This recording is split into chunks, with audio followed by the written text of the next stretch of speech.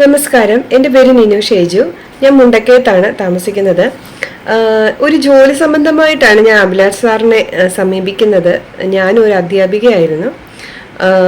അങ്ങനെ സംസാരത്തിൻ്റെ ഇടയിൽ എനിക്ക് സിനിമയോടൊക്കെ താല്പര്യമുണ്ടെന്ന് അദ്ദേഹത്തോട് പറഞ്ഞിരുന്നു. എനിക്ക് പലപ്പോഴും ഓഡീഷനൊക്കെ പോയിട്ട് വളരെ മോശമായിട്ടുള്ള അനുഭവങ്ങൾ ഉണ്ടായിട്ടുണ്ട്. ഇത് കേട്ടപ്പോൾ സാറ് എന്തെങ്കിലും ഒരു അവസരം ഉണ്ടെങ്കിൽ തീർച്ചയായിട്ടും നിനുവിനെ വിളിക്കാം എന്ന് പറഞ്ഞു. ഞാൻ ശരിക്കും ഓർത്തു എല്ലാ ഡയറക്ടേഴ്സും പറയുന്ന ഒരു ഭംഗിവാക്കായിരിക്കുമെന്ന്. പക്ഷേ അത്ഭുതം എന്ന് പറയട്ടെ, എനിക്ക് ഭയങ്കര സർപ്രൈസ്ഡ് ആയി. ഒരു ദിവസം രാത്രിയിൽ സാറ് വിളിച്ചിട്ട് പറഞ്ഞു, നാളെ ഇന്നടുത്തൊരു ഷൂട്ടിംഗ് ഉണ്ട്. ഒരു നേഴ്സിൻ്റെ ഒരു റോളാണ് ആദ്യം പറഞ്ഞിരുന്നത്.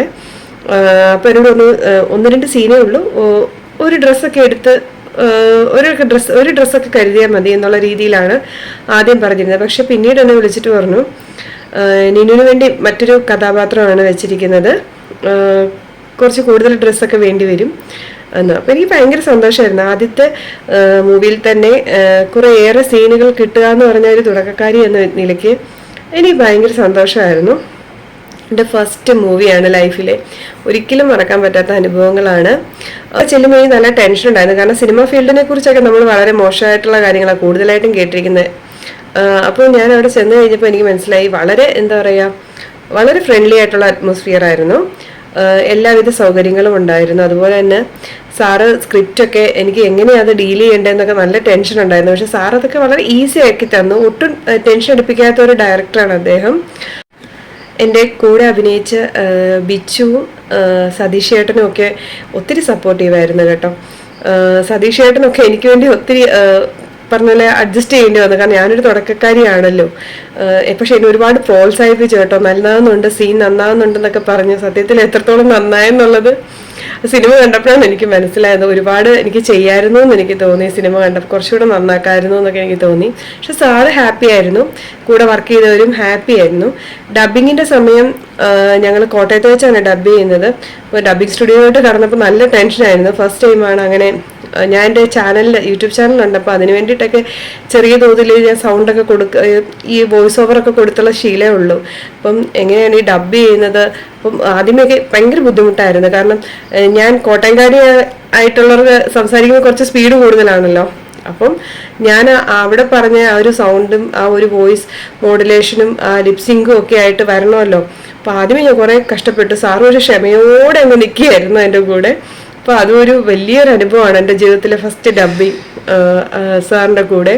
സാറിൻ്റെ മൂവി ചെയ്യുമ്പോൾ തന്നെ എനിക്ക് അടുത്തൊരു മൂവിയിലേക്കും സതീഷ് ചേട്ടൻ വഴി എനിക്കൊരു ഓഫർ കിട്ടിയപ്പം ഒത്തിരി സന്തോഷമുള്ള, ഒരുപാട് നല്ല ഓർമ്മകളുള്ള, എന്നും എനിക്ക് പ്രിയപ്പെട്ട ഒരു ഡയറക്ടറും മൂവിയും എപ്പോഴും എൻ്റെ ഈ കർമ്മ എന്ന് പറയുന്ന സിനിമ തന്നെയായിരിക്കും.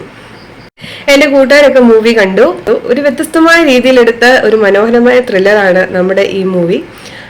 അതുപോലെ തന്നെ സാറും സതീഷ് ചേട്ടനും, മെയിൻ റോള് ചെയ്യുന്ന സതീഷ് ചേട്ടനും ഒക്കെ ഒരുപാട് ട്രാവൽ ചെയ്ത് ഒരുപാട് സ്ട്രെയിൻ ചെയ്ത് എടുത്ത ഒരു സിനിമയാണ്. അതിൻ്റെ എഫേർട്ട് ആ സിനിമ കാണുമ്പോൾ തന്നെ നമുക്ക് മനസ്സിലാവും.